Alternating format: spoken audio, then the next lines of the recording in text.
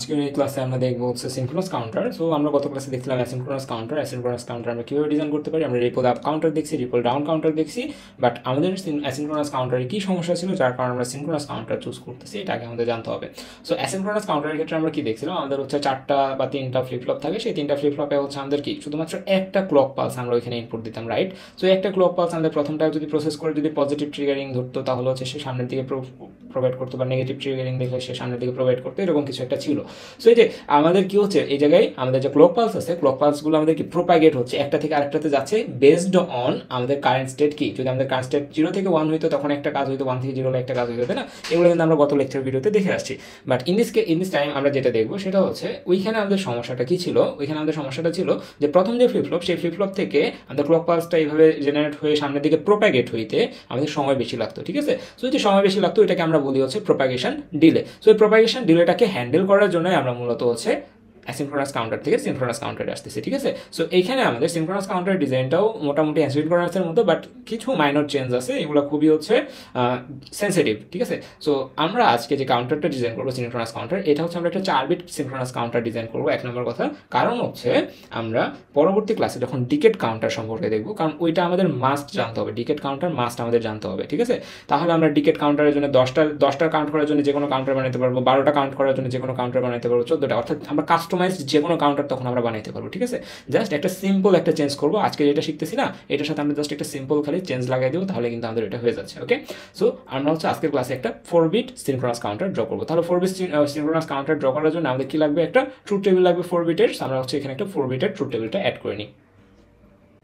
আচ্ছা, এটা হচ্ছে আমাদের 4 বিট কাউন্টারের একটা হচ্ছে কি একটা ট্রুথ টেবিল। সো এই ট্রুথ টেবিলের থ্রুতে আমরা এখন কাউন্টারটা ডিজাইন করবো, ঠিক আছে? সো এখন আমরা যখন এই কাউন্টার ডিজাইন করতেছি আমাদের কয়টা লাগবে, আমাদের ফ্লিপফ্লপ লাগবে 3টা, কারণ আমরা বলছিলাম যে আমরা যে যতটুকু কাউন্ট করবো সেই অনুযায়ী আমাদের ফ্লিপফ্লপ নিতে হবে। 2 টু দি পাওয়ার কে সংখ্যক কাউন্ট করতে হলে কে সংখ্যক আমাদের কি লাগবে, ফ্লিপফ্লপ লাগবে, ঠিক আছে? তাহলে আমরা এখানে 4টা ফ্লিপফ্লপ ডিজাইন আঁকাই নিচ্ছি, ফাইন। সো এই 4টা ফ্লিপফ্লপ আঁকানোর পরে সেকেন্ড কাজ হচ্ছে আমাদের এগুলোকে একটু ডিনোট করে দেওয়া, কোনটা কি। সো এটা হচ্ছে আমাদের কি, এটা হচ্ছে আমাদের T1, ঠিক আছে? টি-নট। সো এখানে আমরা টি-নট লিখতেছি, এটা হচ্ছে আমাদের T1 লিখতেছি, এটা আমাদের T2 লিখতেছি, এটা আমাদের T3 লিখতেছি, রাইট? ওকে, ফাইন। এরপর আমাদের কি করতে হবে, ক্লক পালস ইনপুট দেওয়ার জন্য আমাদের এখানে ক্লক পালসের সাইনগুলো দিয়ে নিচ্ছি, এগুলো হচ্ছে ক্লক পালসের সাইন। এখন আমরা কি করবো, আগেরবার শুধুমাত্র প্রথমটাতে হচ্ছে আমরা ক্লক পালস সাপ্লাই দিতাম, তাই না? আর এগুলোর হচ্ছে আউটপুট থেকে এগুলোতে ক্লক পালস দিতাম। বাট ইন দিস টাইম আমরা যেটা করবো সেটা হচ্ছে সবগুলোতে একটা সিঙ্গেল ক্লক প্লাস লাইন থেকে সবগুলোতে কানেকশন দিয়ে দেবো, ঠিক আছে? সো এটা থেকে এটা, এটা থেকে এটা, এটা থেকে এটা, ফাইন। এখন আমরা কি করবো সেটা হচ্ছে এই T2 এর মান, সরি, আমরা এই যে ইনপুটগুলোর মান, ঠিক আছে, কাউন্টারে বা ফ্লিপফ্লপে ইনপুটের মানগুলোকে এখন আমরা একটু হ্যান্ডেল করার চেষ্টা করবো, ঠিক আছে? সো আগেরবার আমাদের সবগুলোতে 1 সেট করে দিতাম, বাট এইবার আমরা যেটা করবো সেটা হচ্ছে শুধুমাত্র প্রথম যেই ফ্লিপফ্লপ থাকবে সেটা দিয়ে শুধু আমরা 1 ইনপুট দিব, এবং এই 1 ইনপুট এবং এই ক্লক পালস এগুলো কম্বাইন্ডলি হ্যান্ডেল করবে পরেরগুলোর ফ্লিপফ্লপের ইনপুট কি হবে এইটা, ঠিক আছে? তার মানে কিউ এখানে 1 ইনপুট দিলে Q0 আমাদের কি করবে, একটা আউটপুট জেনারেট করবে। সেই জেনারেট করা আউটপুটটাকে আমরা এখানে দিলাম, হ্যাঁ? সো এখান থেকে আমরা কি করবো, Q0 এর জন্য একটা ডিসপ্লে দিব, Q0 আমাদের কি প্রডিউস করতেছে এটা একটা ডিসপ্লে দিব। তারপরে আমরা যেটা করবো সেটা হচ্ছে T1 আমাদের এখান থেকে ইনপুট দিলে আমাদের Q1 আমাদের একটা ইনপুট পাবে, সেই ইনপুটটা আমরা হচ্ছে T2 দিয়ে দেবো। বাট এখানে একটা কথা আছে, কথাটা হচ্ছে এইভাবে আমরা ডিরেক্ট এখানে Q1 থেকে T2 তে ইনপুট দিতে পারবো না, এখানে আমাদের একটা অ্যান্ড গেটের থ্রুতে ইনপুটটা দিতে হবে, ঠিক আছে? সো এখানে আমরা হচ্ছে একটা অ্যান্ড গেট আঁকাই নিচ্ছি। অ্যান্ড গেট হচ্ছে না তো, আচ্ছা সরি, আচ্ছা ধরে নিচ্ছি এটা অ্যান্ড গেট, যদিও হয়নি। সো Q1 থেকে একটা ইনপুট যাবে হচ্ছে আমাদের এইখানটাতে, এবং আরেকটা ইনপুট আসবে হচ্ছে আমাদের এই অ্যান্ড গেটের এই যে এখানে আমাদের Q0 যেটা প্রডিউস করছিল এই লাইন থেকে, ঠিক আছে? Q0 যেটা প্রডিউস করছে এটা, এবং Q1 যেটা প্রডিউস করছে, এই দুইটার অ্যান্ড হয়ে যে রেজাল্ট আসবে সেটা হচ্ছে আমাদের এটার ইনপুটে যাবে, বুঝে গেছে? সো এটা তারপরে আমরা যদি আরেকটু সামনের দিকে যাই তাহলে T2 থেকে কি হবে, T2 থেকেও আমাদের সেম কাজটা হচ্ছে যে T2 থেকেও আমাদের এখানে একটা অ্যান্ড গেট থাকতেছে, সেই অ্যান্ড গেটের সাথে আমাদের এখানকার যে আউটপুট আছে সেটা অ্যাড হবে, অ্যাড হয়ে সামনের দিকে মুভ করবে, ঠিক আছে? সো এটার আউটপুটটা হচ্ছে এটার সাথে অ্যাড হলো, এবং আরেকটা আমাদের কই থেকে অ্যাড হবে, এই যে এ লাইন থেকে যে আউটপুটটা প্রডিউস হয়েছে এটার সাথে, ওকে? সো এখানে গেল, এটার আউটপুটটা এখানে আসবে, আর এখানে হচ্ছে আমাদের শেষ হয়ে যাবে। এখানে আমরা একটা ডিসপ্লে আঁকাই নিই। সো এখানে ধরে নিচ্ছি আমাদের একটা ডিসপ্লে আছে, এখানে একটা ডিসপ্লে, আরেকটা ডিসপ্লে কই যাবে, আরেকটা ডিসপ্লে যাবে হচ্ছে আমাদের এইখানটাতে একটা ডিসপ্লে যাবে, এবং আমাদের হচ্ছে এইখানটাতে একটা ডিসপ্লে যাবে, রাইট? সো এই হচ্ছে আমাদের বিষয়। সো ইনিশিয়ালি আমরা যেহেতু এইটাকে এই কাউন্টারটা ডিজাইন করতেছি, সো আমাদের এখানে একটা ক্লক পালস দিতে হবে CL কে। ক্লক পালসটা আমরা হচ্ছে পজিটিভ স্ট্রিগারিং দিব, সো পজিটিভ স্ট্রিগারিং এর একটা ক্লক পালস দিলাম। আর আমরা ধরে নিচ্ছি ইনিশিয়ালি সব কিছু কি আছে, 0 0 সেট করা আছে, ফাইন।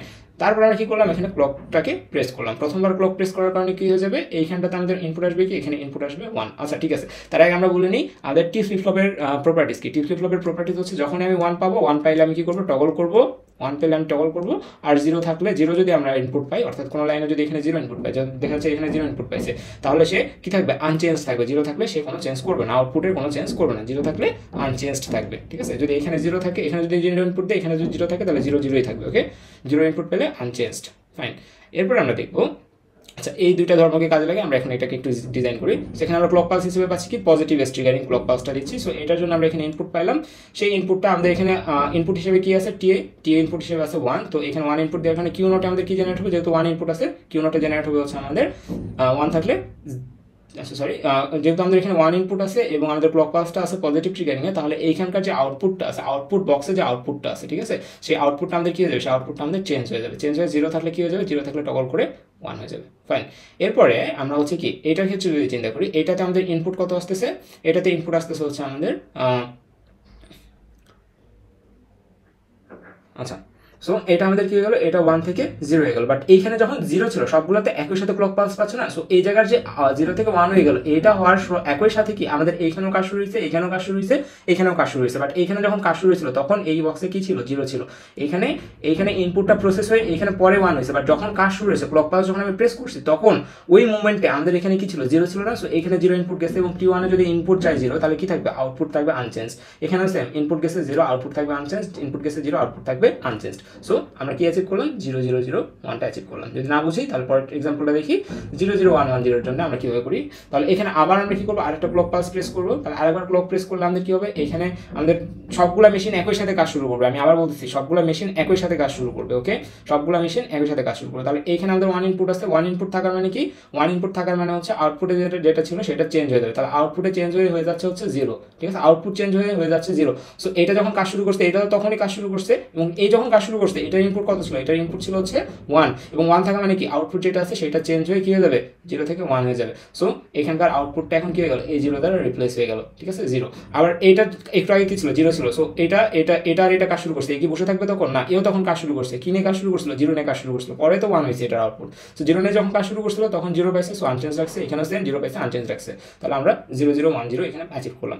পরের এক্সাম্পলটা দেখি, 0 0 1 1 এর ক্ষেত্রে কি হচ্ছে, ঠিক আছে। সো এগেইন যখন আমি আবার ক্লকটাকে প্রেস করবো, আরেকটা পজিটিভ এজ ট্রিগারিং এর জন্য আমাদের 1টা কি হয়ে যাবে, 1টা আমাদের কনভার্ট হয়ে যাবে কিসে, সরি 1 এর জন্য আমাদের এখানে কনভার্ট হয়ে যাবে 0 থেকে, বাইরে লিখতেছি আমরা 1, এটা আপডেটেড ভ্যালু। সো এটা যখন কাজ শুরু করছে, এও তখন কাজ শুরু করছে, বাট তখন আমাদের ইনপুট হিসেবে কি ছিল, 0 ছিল। সো যেহেতু এর 0 ছিল, সো আমাদের এখানে কোনো চেঞ্জ হবে, এখানে আর আমাদের কোনো চেঞ্জ হবে না। সো এটার আউটপুট আনচেঞ্জ থাকবে, এখানে 0 আছে, ঠিক আছে, ইনপুট 0 আছে, ইনপুট 0 থাকলে আউটপুটে কোনো চেঞ্জ হবে না।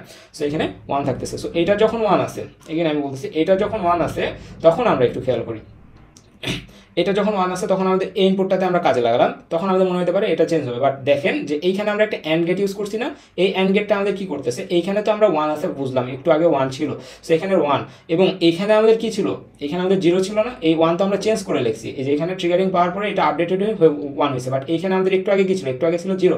সো এই 0টা যখন এইখানে এই অ্যান্ড গেটে ইনপুট আসবে, 1 আর 0 এর অ্যান্ড হিসেবে কত যাবে, এখানে 0 যাবে, 0 গেলে আনচেঞ্জড থাকবে। সো আপডেটেড ভ্যালুটা হচ্ছে এখানে আসবে 1, এখানে 0 0 1 1। সো এই যে 0 0 1 1, ঠিক আছে। সো এটা হচ্ছে এতটাই ইজি, আহামরি কঠিন কিছু না। সো একটু ঠান্ডা মাথায় চিন্তা করলে সব কিছু লজিক্যাল, ওকে। সো আমরা আপাতত আর কোনো কিছু এখানে এক্সপ্লেন করতেছি না, হোপফুলি হচ্ছে আপনারা বাকিগুলো মেনে নেবেন, যদি কোনো সমস্যা হয় তখন আমরা হচ্ছে আবার সলভ করে দেওয়ার চেষ্টা করবো, ওকে ফাইন। তো আমরা হচ্ছে আজকে দেখলাম সিনক্রোনাস কাউন্টার। নেক্সট ক্লাসে আমরা এই সিনক্রোনাস কাউন্টারের সাথে একটা অ্যান্ড গেট বা কিছু একটা যোগ করে আমরা হচ্ছে এটাকে একটা ডিকেট কাউন্টার বানাবো, যাতে আমরা কি করতে পারি, আমাদের ইচ্ছা মতো আমরা ওইটাকে একটা লিমিট সেট করে দিতে পারি, যে ভাই তুমি 1 থেকে 10 পর্যন্ত গুনবা বা 1 থেকে 5 পর্যন্ত গুনবা, এরকম যেন আমরা একটা কাস্টমাইজড লিমিট সেট করে দিতে পারি, কারণ আমাদের পরীক্ষায় ওই রকম প্রবলেমই দেওয়া থাকবে, ওইটার সলিউশন আমাদের ডিজাইন করতে হবে। তো আজকে এতটুকুই, আল্লাহ হাফেজ।